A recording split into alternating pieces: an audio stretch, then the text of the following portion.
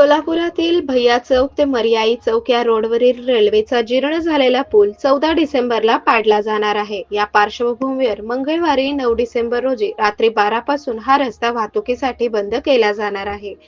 9 डिसेंबर 2025 ते 8 डिसेंबर 2026 पर्यंत या मार्गावरील वाहतूक पर्यायी मार्गाने वळवली जाईल, असा आदेश पोलीस आयुक्त यमराज कुमार यांनी काढला आहे.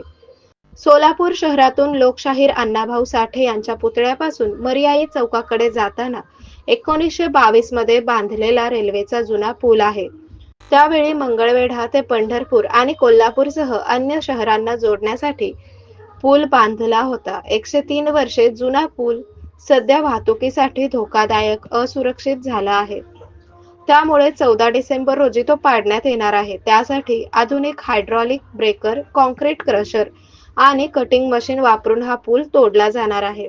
त्यामुळे या मार्गावरील पूर्ण वाहतूक दुसरीकडून वळवली आहे. सुरुवातीला काही दिवस पर्यायी मार्गावर सोलापूर शहर पोलिसांचे अंमलदार वाहतूक नियमन करणार आहेत.